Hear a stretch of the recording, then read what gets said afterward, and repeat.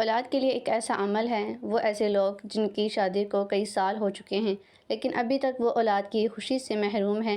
وہ چاہتے ہیں کہ اللہ سبحانہ تعالیٰ کی پاک ذات ان کو جلد اولاد کی خوشیاں عطا فرمائیں۔ تو یہ آج کا عمل ایسا ہے، ایسے وقت میں پڑھنے والا ہے جو بہت اللہ سبحانہ تعالیٰ کے قریب ہے۔ ایک ایسا وقت ہے، ایک ایسا عمل ہے، اگر آپ کامل یقین عقیدے کے ساتھ کر لیتے ہیں تو بے شک اللہ پاک اسی رمضان مبارک میں آپ کو اولاد کی خوشخبری ضرور عطا فرمائے گا۔ یہ جو عمل ہے بہت مختصر ہے، اور جس وقت کرنے والا ہے وہ جو وقت ہے بہت بابرکت اور فضیلتوں والا ہے۔ میں عمل کا طریقہ کار آپ کے ساتھ شیئر کرنے جا رہی ہوں۔ اس وقت کو، اس عمل کو غور و توجہ کے ساتھ سنیے اور اسی طریقہ کار کے مطابق کیجیے۔ السلام علیکم ورحمۃ اللہ وبرکاتہ۔ امید ہے آپ سب خیر و عافیت کے ساتھ ہوں گے، ایمان کی حالتوں میں موجود ہوں گے۔ Welcome to my new Islamic video. آج کے اسلامک ویڈیو میں آج کا جو ٹاپک ہے وہ بے اولاد حضرات کے لیے ہے۔ ان کے لیے ایک ایسا عمل ہے، ایک ایسے نوافل ہیں جو بہت زیادہ پاورفل ہے، بہت مجرب و خاص ہونے والے ہیں۔ یہ رمضان مبارک میں اگر آپ نماز تہجد میں پڑھ لیتے ہیں تو بے شک اللہ سبحانہ تعالیٰ کی پاک ذات آپ کی جو خوشیاں ہیں وہ آپ کو ضرور عطا فرمائے گا۔ بہت سی پریشانیوں میں، الجھنوں میں آپ ضرور ہیں، لیکن اگر آپ کامل یقین عقیدے کے ساتھ کہتے ہیں اور اس کے بعد دعا کرتے ہیں تو بے شک اللہ پاک جو ہے وہ خود ارشاد فرماتا ہے کہ میں اس وقت بندے کی دعا کو قبول فرماتا ہوں جو کوئی بھی شخص رمضان مبارک میں تہجد کے وقت کو دعا کرتا ہے۔ یعنی کہ تہجد کا جو وقت ہوتا ہے وہ دعا کی قبولیت کے لیے ہوتا ہے۔ تو اگر آپ پریشانیوں کو دور کر کے اولاد کی خوشی چاہتے ہیں تو تہجد میں یہ عمل ضرور کریں۔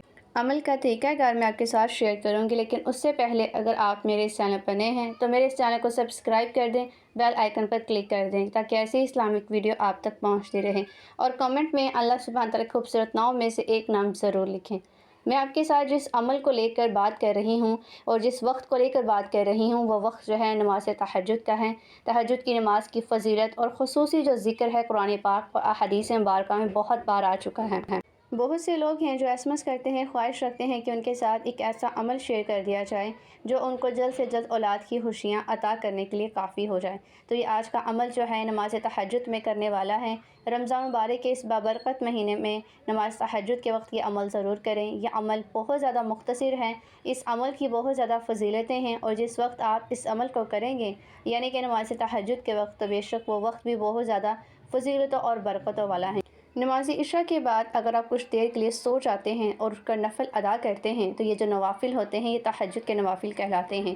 ان کے لیے عشاء کی نماز کے بعد سونا شرط ہے، لیکن اگر آپ کسی مجبوری کے تحت سو نہ سکیں تو آپ پھر بھی نماز تہجد کے نوافل کو ادا کر سکتے ہیں، لیکن اگر سو لیا جائے تو وہ زیادہ افضل ہے۔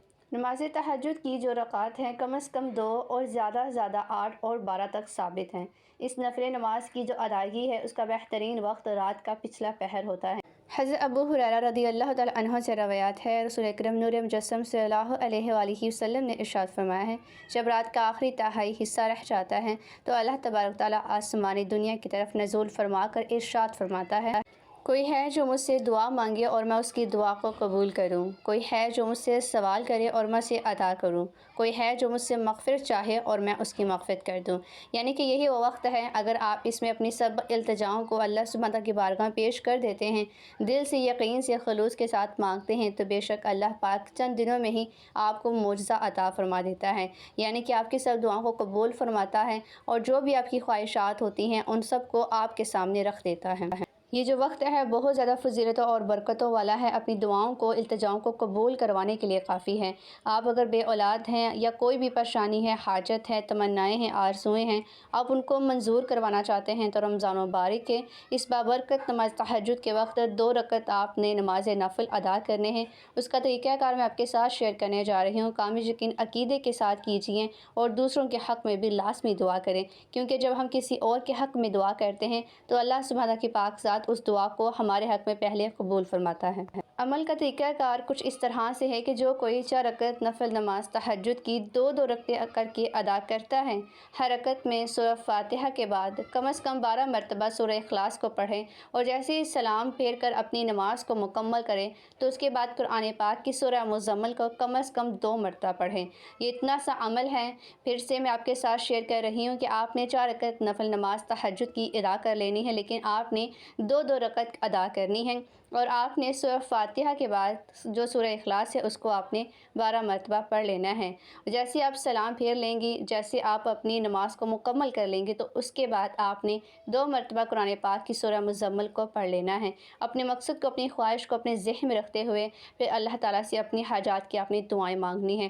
اللہ سبحانہ تعالیٰ کے حکم سے جتنے خلوص سے، عقیدے سے آپ مانگتے جائیں گے، آپ کی سب دعائیں جو ہیں بارگاہ الہی میں قبول کر دی جائیں گی۔